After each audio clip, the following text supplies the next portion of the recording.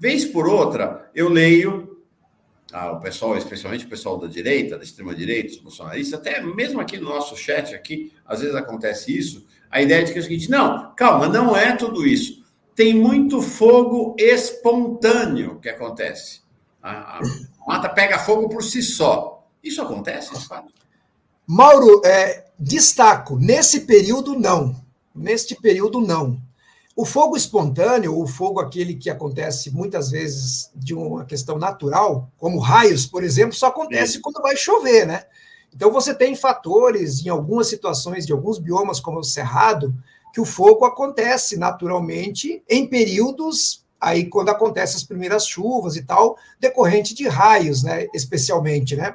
Mas este fogo, neste momento, em grande parte do Pantanal, em grande parte do Centro-Oeste, do Cerrado, em grande parte da Amazônia, afirmo novamente, mais de 99,9% são incêndios criminosos, deliberados, ateados, pessoas que tacaram fogo, seja por uma ação errada, muitas vezes, pode ser também por tentar combater lá e fazer um acero ou queimar alguma coisa, e isso espalha, isso esparrama, ou seja, deliberado como crime mesmo, né? Então não existe neste momento, e por isso nós temos aí mais de, se eu não me engano, os dados últimos aqui, 32 inquéritos abertos pela Polícia Federal para investigação de incêndios criminosos, e como eu falei, várias prisões, né?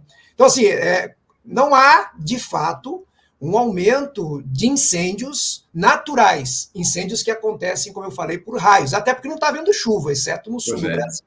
O resto do Brasil vive uma questão de seca, como eu falei aí, hoje 25 estados em escassez, né? Eu estava pegando uns dados aqui, Mauro, só para ter uma ideia, nós estamos hoje com 3.978 municípios com seca, 3.978 municípios com seca, esses são dados do CEMADEM. Destes, 2.840 com seca moderada a extrema, né? Ou seja, aí, 71% dos municípios do Brasil, exceto Santa Catarina, Rio Grande do Sul, sul do Paraná, que tem uma situação que ainda não chegou nessa questão da seca, embora já tenha ali também um início de seca moderada, estão sobre questão de crise do que diz respeito à reposição hídrica. E nesses incêndios especificamente, só para dar um número aqui, de fato, né, número esse publicado ontem, né, pela própria EBC, que é a Agência Brasileira de Informação, a Empresa Brasileira de Comunicação, dos cerca de quase 6 milhões de hectares que pegaram fogo esse ano, ou seja, 6 milhões de campos de futebol, né, a gente gosta de usar muito essas medidas para quem nos assiste poder assistir. Desses, a grande maioria, cerca de 646%, representando de aumento em relação ao ano passado, estão no Mato Grosso, por exemplo, né? Estado onde a agricultura grande empresarial é muito presente, né? E os estados que lideram hoje os focos de incêndio no Brasil todo, né, são exatamente onde estão essas fronteiras de pressão sobre a floresta amazônica, esse dado que tu mostrou no início, né? Mato Grosso, Pará, Amazonas e Tocantins são os estados que lideram os focos de queimadas, né? Mas é o agro, ou como prefere a ministra Marina Silva, é o ogronegócio destruindo o Brasil, né? É uma situação muito difícil, porque o agro, nesse último período, principalmente aqueles que produzem efetivamente para a questão com tecnologias adequadas, com utilização de plantio direto, por exemplo, né, tem sofrido também com esses incêndios criminosos, né? Ninguém que produz uma atividade convencional, como é o plantio direto na agricultura, eu sou engenheiro agrônomo e trabalho também com a produção, né? Não quer que o seu solo seja destruído. O incêndio, ele destrói tudo. Ele destrói a biota, ele destrói as condições de produção, ele resseca a terra e tal. Mas, assim, de fato, um dos elementos principais nos estudos apresentados pelo próprio CEMADEM é que essa conversão de grandes áreas nos últimos anos, né, especialmente para a utilização para pecuária e para agricultura, ela vem gerando uma série de consequências de não resiliência do próprio ambiente. O que é isso? O ambiente não consegue mais repor, né? Então, eu reforço, a mudança do uso do solo em áreas das florestas, e principalmente no Cerrado, onde a gente tem uma inversão. O Cerrado, o que a gente vê para cima da terra é infinitamente inferior ao que a gente vê para baixo da terra, ou seja, a floresta no Cerrado ela está para baixo. Quando eu tenho uma conversão de área com vegetações de produção convencional, por exemplo, seja um pasto, seja soja, seja milho, as raízes não permeiam, não chegam em grandes profundidades, não tem essa capacidade de reposição do ambiente, né? Então, essas áreas, elas degradam uma fonte importante de umidade do ambiente do solo. E isso acontece na Amazônia muito mais rápido, porque a Amazônia tem uma sensibilidade maior. Os rios aéreos da Amazônia, ou seja, os rios que pela evapotranspiração da floresta amazônica batem na Cordilheira dos Andes e voltam em forma de chuva para o Pantanal, para o sudeste do Brasil, São Paulo, e sobem para o centro-oeste, eles viraram rios de fumaça. Porque, como eu falei, estados como Acre e Rondônia estão há 2 semanas em constante fumaça sobre o ambiente. Isso está chegando, e é importante destacar, Mauro, que agora a gente está coletivizando a nossa fumaça com outros países. A Argentina e o Uruguai estão tomados de fumaça pelos incêndios do Brasil, né? E a gente tem essa situação muito drástica. Então, se a gente não tiver uma somatória de esforços, um aumento do efetivo de servidores, aumento de orçamento, né, enquanto a gente despeja bilhões, reforço, de recursos para incentivo, muitas vezes, de produções não sustentáveis, a gente não tem uma condição efetiva, por exemplo, nesse momento, de combate direto à questão dos incêndios florestais. É inadmissível que o Brasil, e eu vou falar esses dados porque é importante destacar, tenha hoje somente em torno de 17 a 20 aeronaves disponíveis para combater incêndio, quando a gente tem centenas de aviões agrícolas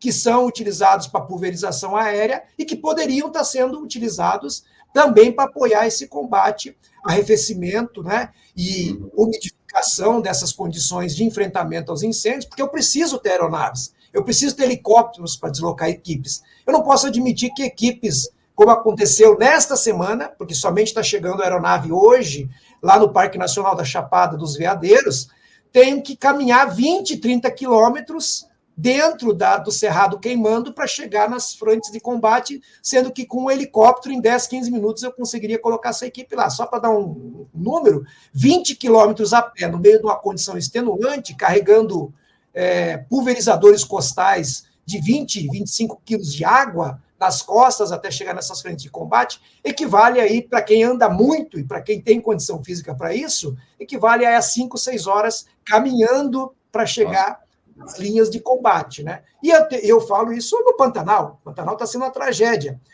Perguntaram para nós, Mauro, por que tinha equipes nossas de servidores federais indo para a Bolívia combater frentes de incêndio lá, agora, esta semana. Sim, sabe por quê?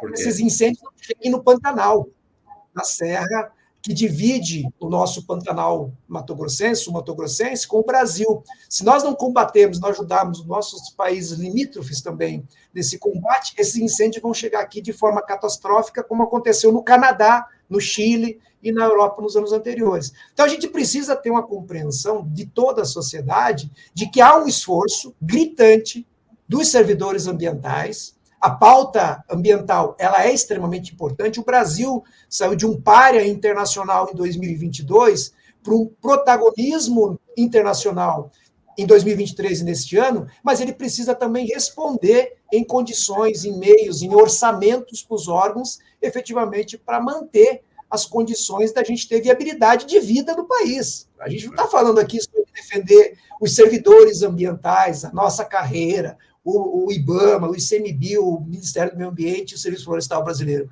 A gente está falando de defender a vida das pessoas.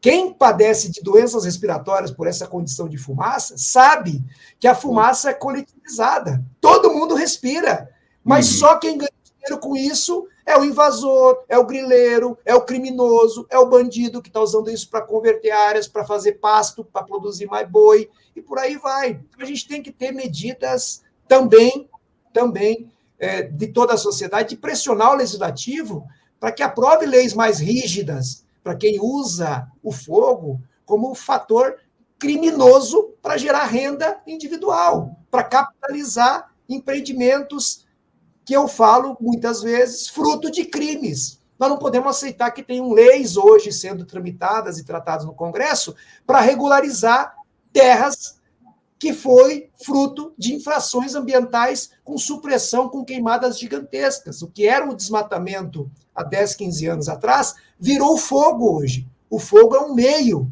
de conversão de grandes áreas que depois vão ser sementeadas, né, jogadas, lançadas sementes de pasto, muitas vezes por aviões, para que essas áreas possam ser grandes pastagens e, na sequência, vem outras atividades produtivas e a pressão para regularizar essas áreas griladas, né, que são de toda a sociedade.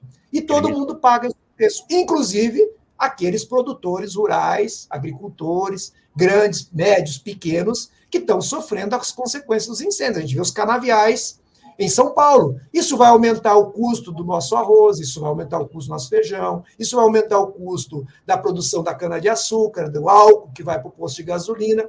É a consequência que toda a sociedade vai pagar esse custo. E o custo da saúde pública, que vive aí praticamente um colapso em grande parte de hospitais, né? Para quem está vivendo aí, sabe, as grandes filas nos hospitais públicos por questões respiratórias, doenças que são decorrentes do fogo, as viroses. O pessoal fala aqui muito em Brasília, eu fico impressionado porque os médicos dizem tudo é virose, tudo é virose. Uma grande parte dessas viroses, doenças pulmonares nesse período, é decorrente de consequências da que a gente está respirando fumaça o tempo inteiro.